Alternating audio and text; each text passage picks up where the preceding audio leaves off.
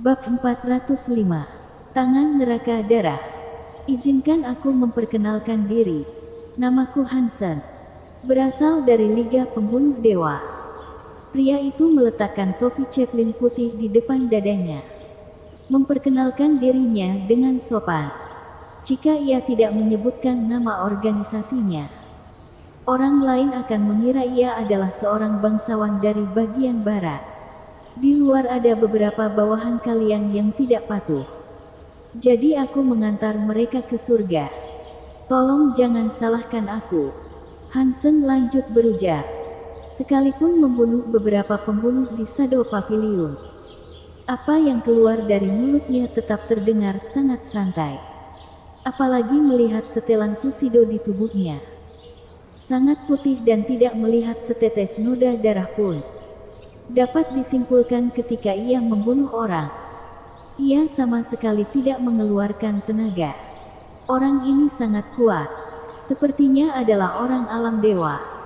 Jikalau tidak, ia juga tidak mungkin berani masuk ke markas Shadow Pavilion sendirian. Kenyataan masalah seperti itu. Hanya melihat penguasa aula penjara darah melangkah maju dengan hormat dan berujar, "Tuan Hansen, kita telah berkomunikasi dengan Yang Mulia Qiyu.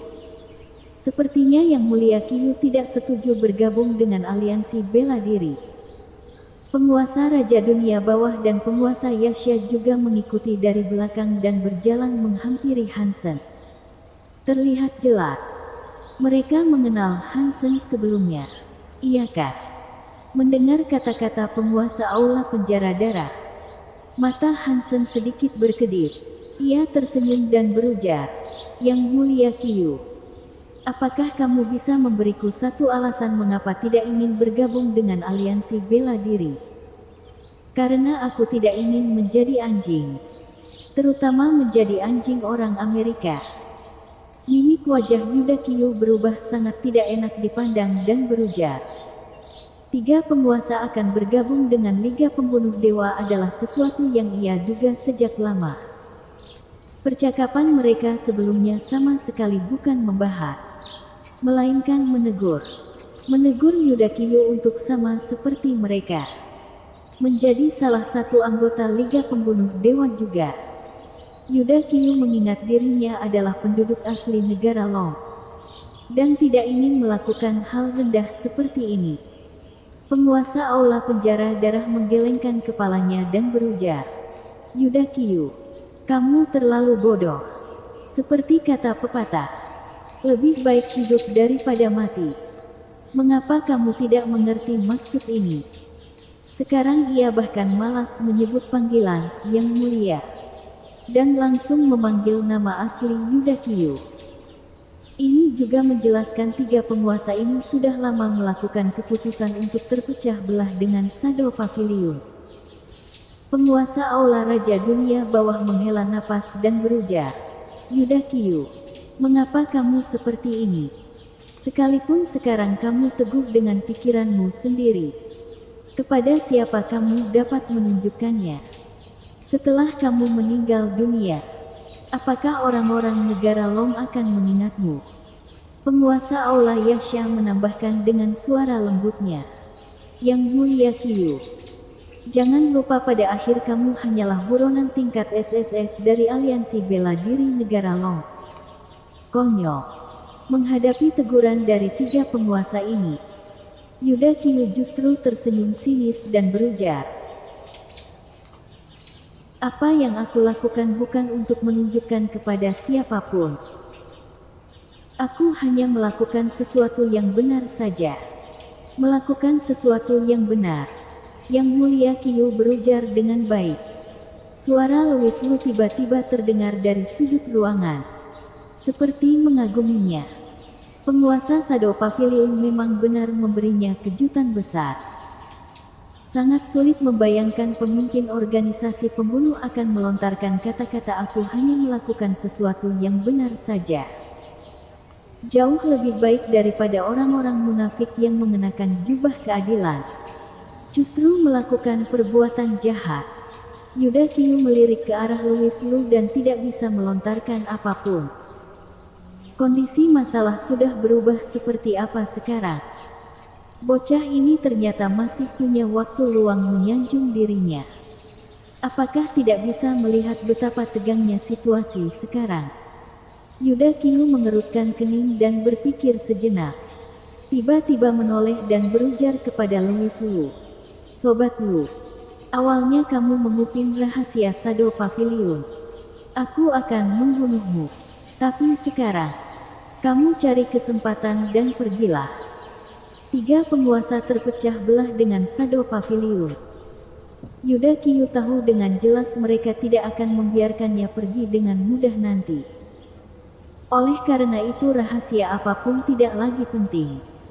Melihat Louis Lu adalah penduduk asli dari negara Long, membiarkannya melarikan diri juga termasuk melakukan hal baik. Meskipun Yudakyu juga tahu kemungkinan Louis Lu kabur sangat kecil. Hansen tetap tersenyum anggun dan berujar, "Yang mulia Kyu, aku merasa kagum dengan sikapmu. Tapi kamu tidak bergabung dengan aliansi bela diri. Kita juga hanya bisa menjadi musuh." Yudakyu menundukkan kepalanya dan diam. Tidak tahu apa yang sedang ia pikirkan.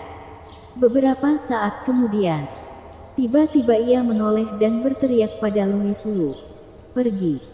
Usai ia berteriak, tubuhnya bergerak, dan ternyata menyerang ke arah Hansen. Kekuatan di dalam tubuhnya menyembur keluar seperti banjir, membuat jubah yang melekat di tubuhnya berubah besar, dan tubuhnya seperti berubah sedikit lebih besar. Sebaliknya Hansen, senyuman tetap mengembang di wajahnya. Temperamen yang mulia dan anggun. Benar-benar seperti seorang bangsawan kelas atas. Menghadapi serangan tiba-tiba Yudakyu, ia terlihat tenang, mundur ke belakang dan terlihat seperti pria bangsawan. "Yang mulia Kyu, kamu terlalu gegabah," ujar Hansen sambil tersenyum. Sedikit menggerakkan topi Chaplin di tangannya. Gerakannya sangat lembut, namun aura yang meledak dari tubuhnya justru sangat menakutkan. Sesuai dugaan, alam dewa. Di waktu bersamaan, penguasa aula penjara darah yang pemarah tiba-tiba menyeringai. Di saat Yudakyu beraksi, ia juga langsung berubah menjadi petir yang menakutkan dan menyerang ke arah Louis Lu. Yudakyu ingin pemuda itu melarikan diri, namun ia tidak menyetujui hal tersebut.